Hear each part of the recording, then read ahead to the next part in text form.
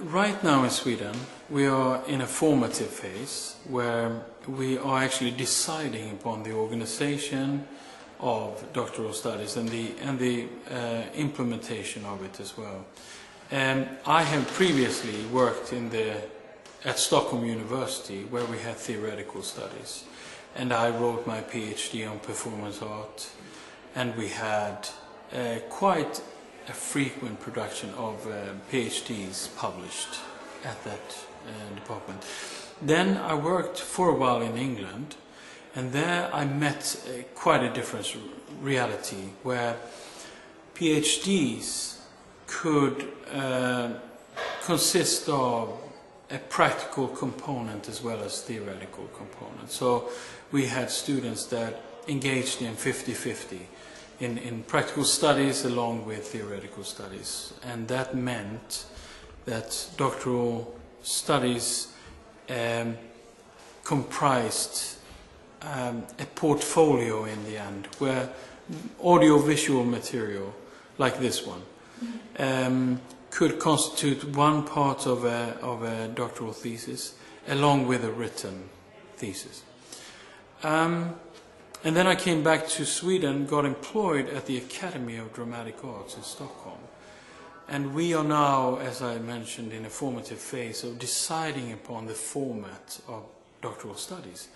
And we are leaning towards a mixed PhD portfolio as well, where people in the future will probably be able to come in and write part of it, conduct workshops, arrange projects of a practical sort, and film it and back it up with interview material and so forth, just like Maria does, that I actually referred to in my presentation.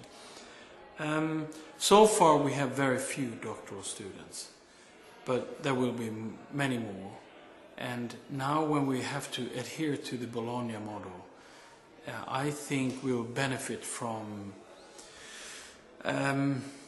getting a firmer grasp of what actually constitutes research. And as I mentioned in a commentary after the discussion we had just a minute ago, I think our advantage with a mixed PhD format is that we can offer a broadened sense of what constitutes knowledge and science.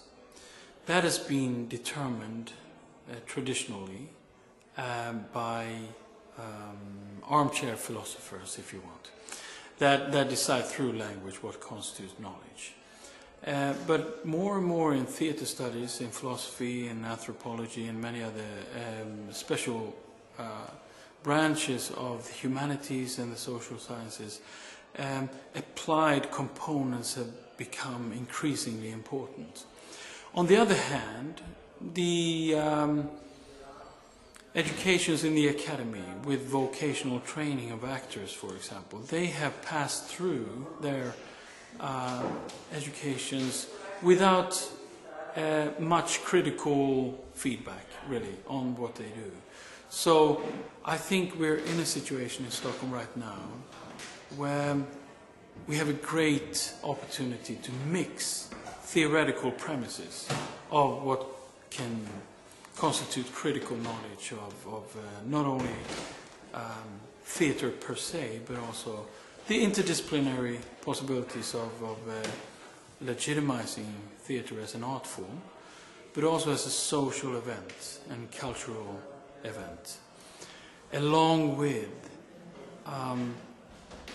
quite unique practical advancements in the art of theater.